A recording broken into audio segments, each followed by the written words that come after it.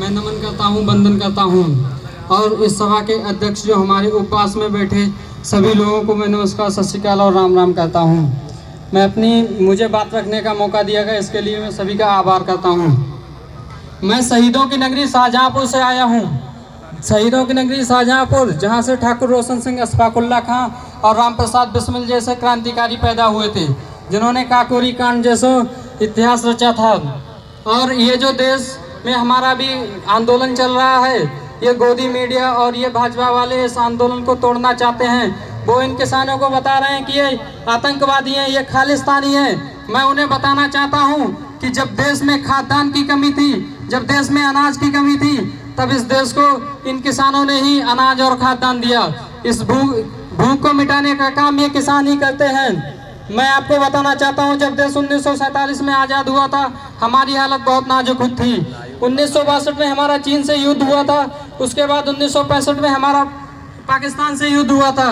हमारी आर्थिक हालत बहुत ही कमज़ोर हो चुकी थी। उस समय हमारे देश में 1965 और 66 में सूखा पड़ा था, जिससे देश में अकाल की स्थिति पैदा हो गई थी। उसके बाद हमारे देश के लिए अनाज अमेरिका से आता था। अमेरिका एक PL 480 स्कीम की तहत हमारे लिए अनाज देती थी और उसका हम पर एहसान भी दिखाती थी। यह चीज़ हमारे प्रधानमंत्री शास्त्री जी को बहुत चुभती थी, परंतु उनकी 1966 में ही मृत्यु हो गई थी। इसके बाद 1966 में श्रीमती इंदिरा गांधी जी हमारी पहली महिला प्रधानमंत्री बनी थी। उन्होंने इस देश की सबसे बड़ी समस्या अनाज और ये हमारी भुखमरी को मिटाने के लिए सबसे बड़ा कदम उठाया था। हरित क्रांति तभी से आरंभ हुई थी। हमारे देश के कृषि वैज्ञानिक MS स्वामीनाथन और अमेरिका के कृषि वैज्ञानिक नॉर्मन बोरलॉग ने मिलकर इस देश को कृषि के लिए आगे बढ़ाने के लिए बहुत बड़ा योगदान दिया था। उन्होंने मैक्सिको से संकर बीज लाके इस देश के किसानों को दिया था और इस देश में उन्होंने ये देखा था कि सबसे अच्छी जलवायु और सिंचाई की व्यवस्था सबसे अच्छी कहाँ पर है, तो वो सिंचाई की व्यवस्था सबसे अच्छी पंजाब, हरियाणा और पश्चिमी उत्तर प्रदेश में थी। सबसे पहले पंजाब, हरियाणा और पश्चिमी उत्तर प्रदेश को बीज ला के दिए थे।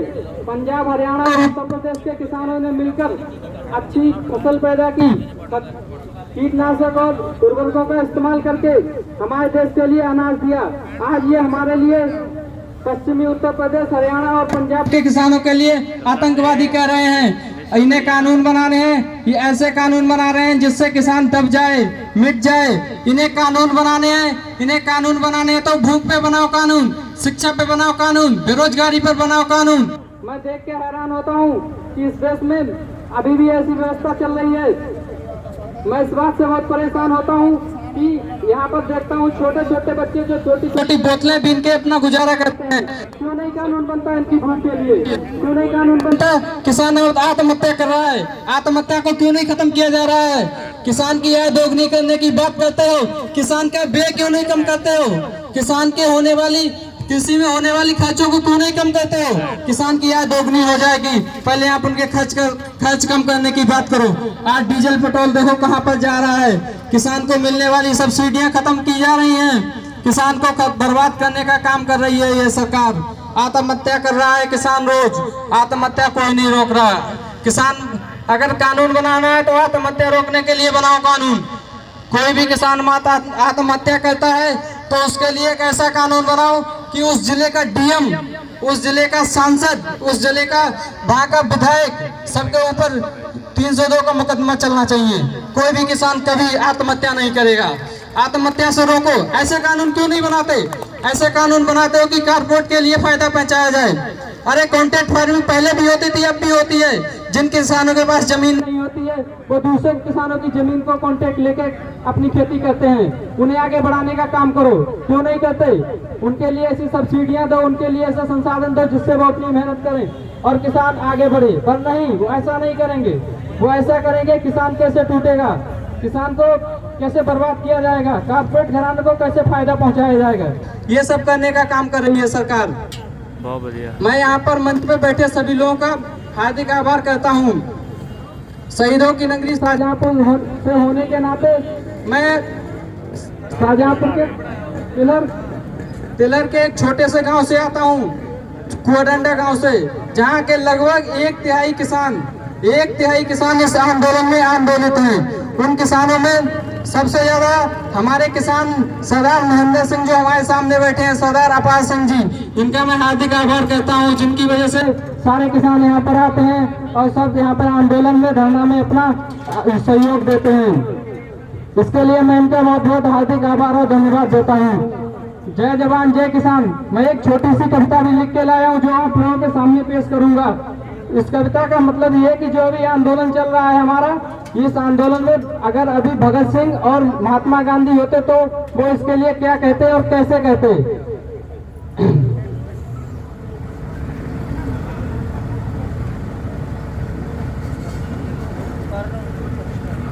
याद कर ला के सारे बोल जाएंगे। मैं अपनी कविता शुरू करना चाहता हूँ कि क्या करना होगा अगर हमें देश बचाना है, क्या करना होगा अगर हमें देश बचाना है। फूलों की राहें छोड़ हमें अब कांटों पर चलना होगा, फूलों की राहें छोड़ हमें अब कांटों पर चलना होगा, छोड़ मखमली सेजों को अंगारों सा जलना होगा, किसान शक्ति को रण में आके रौद्र रूप दिखाना होगा।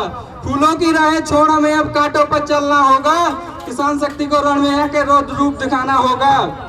यदि देश बचाना है हमको तो भगत सिंह बनना होगा। गीता ये समझाती है कि हिंसा एक बुराई है, गीता ये समझाती है कि हिंसा एक बुराई है, पर धर्म की खातिर हो तो हिंसा बन जाती एक अच्छाई है। राष्ट्रचैया नटवर ने बंसी का राग सुनाया था, पर समय पड़ा कान्हा ने तब तक शस्त्र उठाया था। खुद जियो और जीना दो ये गोकुल की परिपाटी थी, पर धर्म की हानि होने पर ससुराल की गर्दन काटी थी। झांसी की रानी ने भी कृपाण कटारी थामी थी, झांसी की रानी ने भी कृपाण कटारी थामी थी, चंद्रशेखर आजाद की पिस्तौल बनी निशानी थी। जब त्राही त्राही हुई दिशाएं हिंदुस्तान खतरे में आया था, उठा कड़क वीर शिवाजी ने अपना ध्वज लहराया था। मुगलों का आतंक बड़ा और हाहाकारी छाई थी, तब जाके गुरु गोविंद सिंह जी ने अपनी तलवार उठाई थी। झांसी की रानी ने कृपाण कटारी थामी थी, चंद्रशेखर आजाद की पिस्तौल बनी निशानी थी। जब त्राही त्राही हुई निशाएं हिंदुस्तान खतरे में आया था, उठा कड़क वीर शिवाजी ने अपना ध्वज लहराया था। मुगलों का आतंक बड़ा और हाहाकारी छाई थी, तब जाकर गुरु गोविंद सिंह ने अपनी तलवार उठाई थी। और गद्दारों के